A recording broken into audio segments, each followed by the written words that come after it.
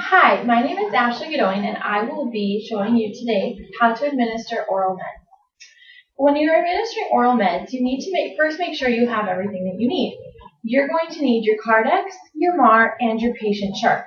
Usually this would be done outside of the room, but for the point of the validation, we will be here with our patient the entire time. So first you want to check your patient. Compare your MAR and your Cardex to make sure that there's no medication errors, that everything matches up, time, date, route, the medication, the way it's going to be given, and the patient, and if it's an IV or something, how fast it should be given. Then any discrepancies you may have, you want to check with your patient chart. And when you go into the patient's room, you want to have them state their name, date of birth, match it with their charts and all their medication information and their name tag. The 5 rights of drug administration are the right drug, the right amount, the right type, the right patient, and the right type. Excuse me. Then you want to go through all, go to your Pyxis. First you did your first drug check. Then you're going to go to your Pyxis, get all your drug checks there. Excuse me. Then you want to, that'll be your second check. You're going to match everything with, depending upon your policy in your hospital, but usually it is in a Pyxis. Then once you have all those matched up, you're going to go back to the patient's bedside over here. And you're going to do your third check. You want to match all of your medications with your charts, and you want to make sure that everything is right with everything on the patient's charts, the patient's MARS, the patient's Pyxis. That's your 3 medication checks. These are all extremely, very, very, very important for when you are administering meds, because if you miss a check, it would be wrong to administer the med. You want to make sure that everything is proper, because med errors are extremely huge in our industry, and we can't have errors because it's so important for the patient.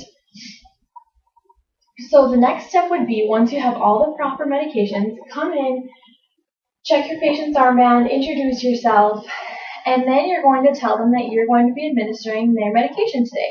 You can ask them if they want it all at once or separate, each separate pills.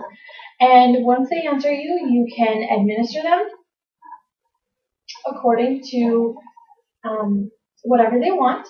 You would give the patient the drug in the drug cup, like so, and then you would administer it with your water. Now these are extremely important. Make sure that the patient is sitting upright, so that they can't swallow, or they can't choke on anything. Make sure the pill has been completely swallowed. And as you're administering them, when they're going to take them, you want to tell them what every pill is for and why they're taking this drug.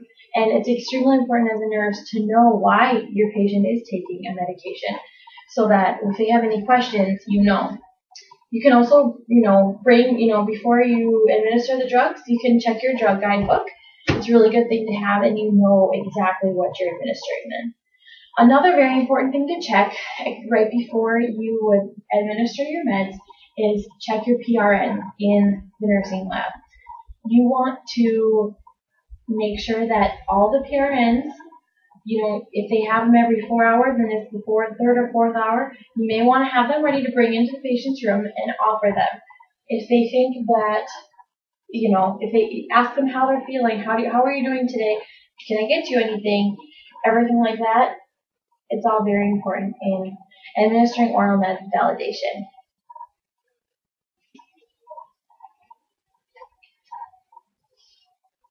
This would be the med cup that we would administer with. Once you get all of your meds in there, place it in the cup. You would have gloves on for everything you're doing. You don't want to be touching the patient's pills with your bare hands. You would administer by giving it to them, or they could give it to themselves, and giving them water. An important thing to check is their labs. If you think that they're measuring I&Os, you're going to want to measure how much water you put in this cup for them to take their medication with. Because if you're measuring eye and nose, we need to know what we're putting inside the patient's body. The next video validation we're going to do is eye drops. For the sake of the validation, I am not going to re-explain all of the right when you enter the patient's room steps, nor am I going to explain the 3 checks, just for the point of the validation. But for any medication you administer, you need to do those 3 checks, and it's extremely important. So for eye drops, once you have done your 3 checks, and you would come in, explain to the patient why you're doing it and what you're doing it for. You want to check the patient's eyes for discoloration. You want to make sure that they have no discharge, nothing in the corners of their eye. My patient has hair in their eye. But you would want the patient to check their eye, make sure that all the coloring is proper, and check, what their infection looked like previously, and see if it's about the same. Next, you want to have a tissue ready. You can give it to the patient if they are able, or you can do it yourself. You want to take the cap off and place it upside down on the table. Then you want to take your drops, get right in here in the lacrimal duct, and get all that, push in the corner of the lacrimal duct, and then administer your eye drop. You don't want to do this right on the center of the eye. You want to be able to pull down a little bit on the lower lid so you can get the lacrimal duct in there. Get it right down in the lacrimal duct. You don't want to damage the eye at all. You also don't want to touch the eye with the tip of your eyedropper. So at that point, the patient would probably get the excess and be blinking. So you'd wipe that up for them. For a cream eye medication, you would pull down and you would gently place it right on the bottom of the lacrimal sac, the conjunctival sac.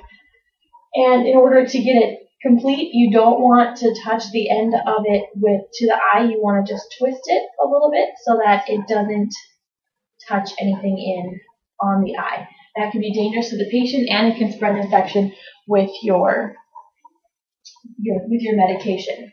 For the next step, which would be ear drops, you want to do the same thing. You want to make sure that you have everything correct for all your medication checks have been completed. Come in, state your name, check the patient, have the patient state their name. You're going to do your 3rd check in the room, and then we're going to do the ear drops. So same thing, place the lid down on the table, have your gloves on, rewash your hands, everything like that.